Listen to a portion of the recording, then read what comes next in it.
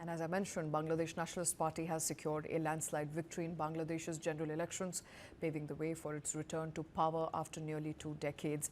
According to Bangladeshi media reports, the BNP-led alliance won 212 of the 299 parliamentary seats, comfortably crossing 150 majority mark.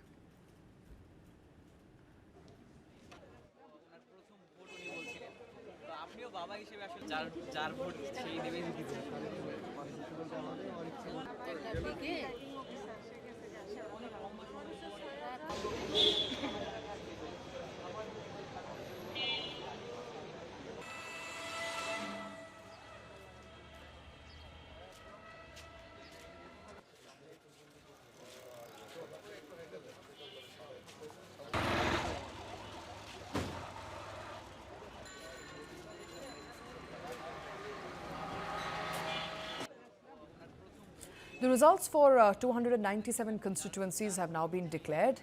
The 11-party alliance led by Jamaat-e-Islami has emerged as the second largest bloc after BNP, winning 77 seats.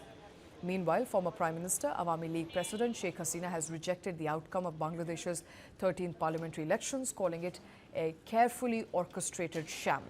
Hasina alleges that party-scale manipulation and fraud also claimed that polls were being held under an illegal administration led by Mohammad Yunus and demanded that the results be annulled along with Yunus's resignation. Senior BNP leader Salahuddin Ahmed has said that the party will formally request India to extradite Sheikh Hasina to Bangladesh to face a trial. Salahuddin stated that the matter would be pursued through diplomatic channels between foreign ministries of the two countries. Calling the election inclusive, he said that the people have delivered their verdict through what he describes as a mass uprising. He further added that BNP government would focus now on democratic constitutional reforms under its 31-point agenda. Referring to the July National Charter, he said that it represented a political consensus and would be implemented in full.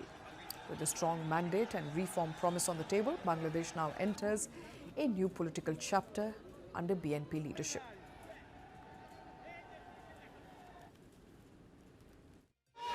The Bangladesh Nationalist Party has scored a sweeping victory in the country's general election, setting the stage for a major political reset. Thursday's vote marked the country's first truly competitive election in many years and comes after 2024's Gen Z uprising toppled then Prime Minister Sheikh Hasina. On Friday, local TV counts showed the BNP and its allies winning at least 212 of 299 seats, returning to power after 2 decades. By midday, the Election Commission put the BNP on 181 seats, the Islamist Jamaat-e-Islami at 61 and others at 7, with the full result expected within hours. But the Gazette notification is expected to take a few more days, which could delay the swearing-in of the new government. BNP leader Tarique Rahman, the 60-year-old son of a former president, is now poised to become Bangladesh's next leader. His party campaigned on financial aid for poor families, anti-corruption reforms and a 10-year limit for future prime ministers. On the street in Dhaka, supporters hailed his win. Tariq Zia is an honest man. If he weren't, would people vote for him? Tariq is a great leader, and Jamaat's people are against the independence of this country. Those who oppose this country's inception don't deserve to win. Despite the landslide, BNP urged supporters not to hold celebrations, instead calling for nationwide prayers. Turnout was high, with local media estimating around 60% of voters cast ballots, well above the 42% seen in 2024. Bangladeshis lauded how trouble-free this year's polls were compared to previous years. The election was very peaceful this time in comparison to the previous ones. There was no violence whatsoever. I felt festive going to the polling station. More than 2,000 candidates were on the ballot, which featured a record number of at least 50 parties. Many saw the polls as the country's most competitive for a long time, even with Hasina's Awami League barred from running. A referendum on constitutional reforms was also held, and early counts point to broad support for changes like a neutral interim government during election periods.